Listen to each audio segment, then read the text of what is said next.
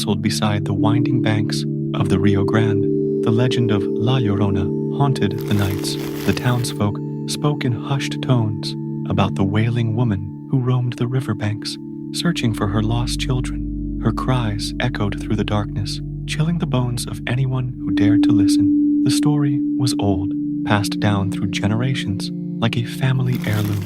It was said that La Llorona was once a beautiful woman named Maria, admired by all for her grace and charm.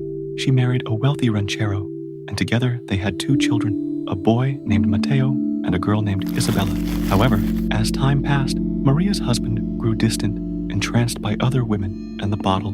Consumed by jealousy and despair, Maria confronted him one fateful night. "Where are my children?" she demanded, her voice trembling with rage as she stood in their lavish home, adorned with memories of happier times.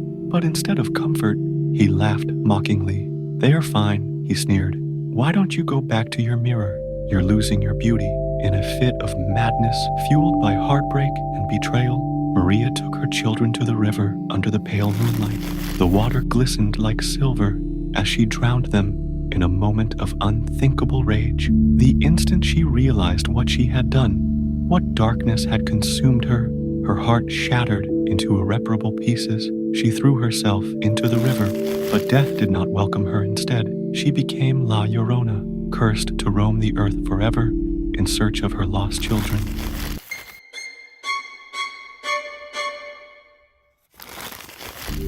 Years passed, and the townspeople warned their children, "Do not stray near the river after dark.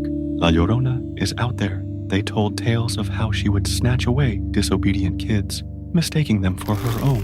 Her mournful cries filled the air. "Ay, mis hijos, oh my children."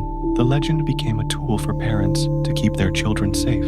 "If you don't finish your chores," they would say with a stern look, "La Llorona will take you away." And though many dismissed it as mere superstition, the fear lingered in every child's heart. Among those children was Javier, a brash young man who often scoffed at such tales. He was known for his reckless bravery and his tendency to challenge anything that seemed frightening. His friends often teased him about his fearless nature. Javier, his best friend Marco, said one evening as they sat around a campfire with a group of friends, "You really believe in that old wives' tale? La Llorona? Come on." Javier shrugged off Marco's words with a laugh. "It's just a story to scare kids into behaving," he replied confidently, tossing another log onto the fire. The flames danced wildly, as if echoing his bravado, but deep down, Javier felt an unsettling thrill at the thought of confronting something so terrifying. He wanted to prove to everyone and himself that he wasn't afraid.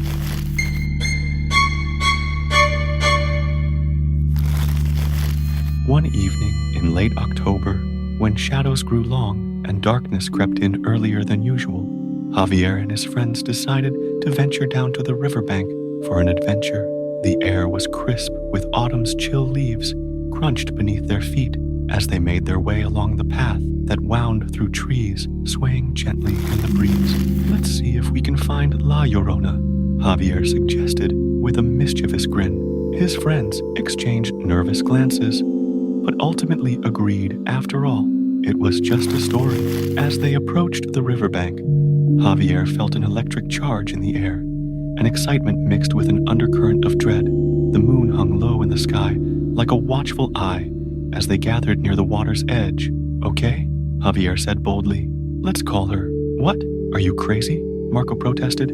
"Just do it. We'll show everyone we're not afraid," Javier insisted.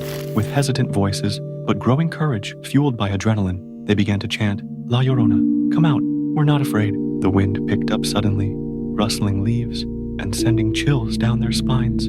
Then came a sound, a soft weeping that seemed to rise from the depths of the river itself.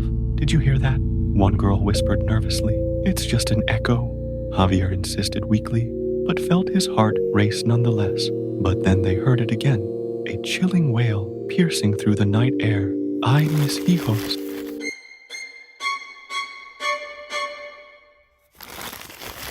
The sound sent shivers down their spines as it echoed off the water's surface. Javier's bravado began to wane. He felt an inexplicable pull towards that mournful cry. "Maybe she just wants help," he whispered to his friends. "No, "We need to go," another girl pleaded, her eyes wide with terror, but it was too late. Javier stepped forward into the darkness, where shadows mingled with moonlight. "Are you looking for your kids?" he asked hesitantly into the night. Suddenly, from behind a cluster of trees, shrouded in misty fog, emerged La Llorona herself, dressed in a long white gown that flowed like water around her feet. Her hair hung in tangled strands over her face like dark vines, obscuring her features. Her eyes glowed with an otherworldly light as she searched desperately among them. "Where are my children?" she cried again, reaching out with skeletal fingers that seemed to beckon them closer. Javier felt an overwhelming urge to approach her, despite every instinct screaming at him to run. "I can help you find them," he offered hesitantly. La Llorona turned towards him. Slowly, confusion flickered across her face before it twisted into a mask of sorrow and rage. "You are not my child," she shrieked, "but I will take you nonetheless."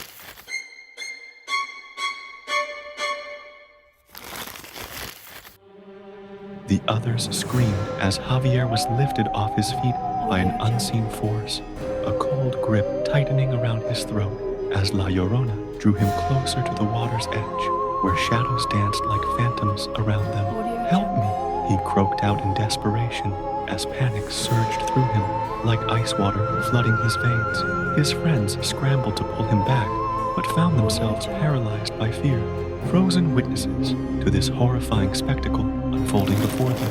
As La Llorona's grip tightened around Javier's neck, he gasped for breath. Darkness began creeping into his vision as despair clawed at his heart.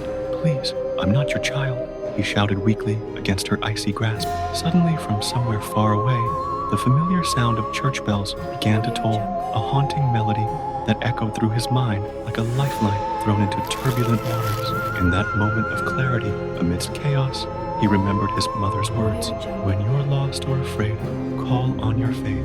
With every ounce of strength he could muster, despite fading consciousness, Javier cried out, "I am not your child. I am not yours." La Llorona paused. Confusion flickered across her face once more, before it twisted back into fury again, as if battling between worlds. The world of sorrow, where she sought her lost children, and this world where Javier stood defiantly against her wrath.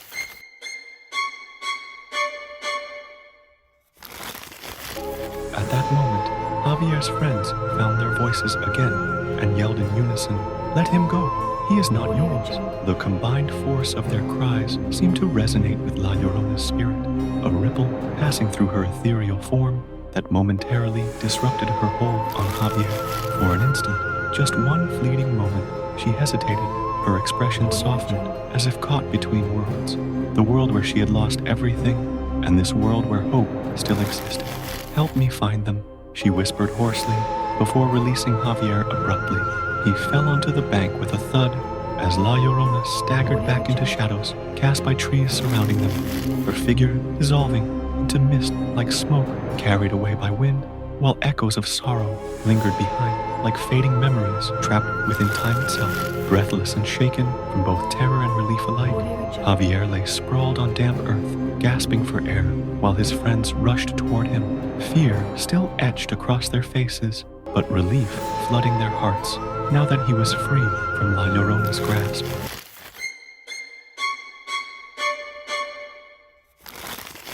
As dawn broke, the sky glowed orange and pink as Javier and his friends fled in silence. The legend of La Lorana, the weeping woman, once dismissed as folklore, had become terrifyingly real. The townspeople had warned of her, a grieving spirit wandering riversides, endlessly searching for the children she drowned. Last night, Javier and his friends dared to confront the myth. They heard her mournful wails, chilling them to the bone. When La Lorana appeared, draped in white, her cries pierced the night, and they ran, haunted by the terror they had unleashed. Even in the daylight, the fear lingered. La Llorona's presence had felt ancient, her sorrow and anger beyond time. Javier knew she was still out there, waiting by the river, her cries forever haunting him. In quiet moments, the echoes of her wails would replay in his mind, a reminder of their reckless challenge. The legend was not just a story, but a warning, a reminder of the dangers lurking in the shadows. Javier could only hope that if he heard her cries again, he would have the strength to resist. But he wasn't so sure.